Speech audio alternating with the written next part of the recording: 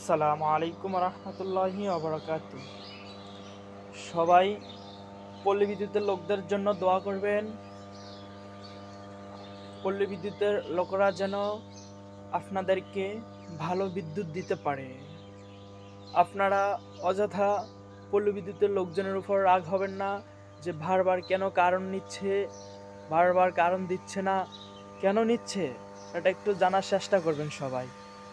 আর সবাই সবসময় দোয়া করবেন, তাদের সাথে ভদ্রভাবে কথা বলার জন্য চেষ্টা করবেন, বুঝছেন? আমি নিজেও বিরক্ত আপনাদেরকে যে বারবার কারেন্ট বন্ধ করি।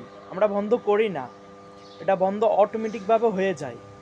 বিদ্যুৎটা যখন বড় একটা লাইনে সমস্যা হবে তখনই বিদ্যুৎ অফ হয়ে যাবে। যেমন আপনার ঘরে কোথাও যদি উন্ধুর বা মানুষ চট করে তখন অটো ব্যাগারটা পড়ে যায়, ওই সিস্টেম তেমনি আমরা যেখান থেকে আপনাদেরকে বিদ্যুৎ দিই ওই টাইমেই যখন আমাদের মেন তারে সমস্যা হয় তখনই আমাদের এখান থেকে সুইচটা পড়ে যায়।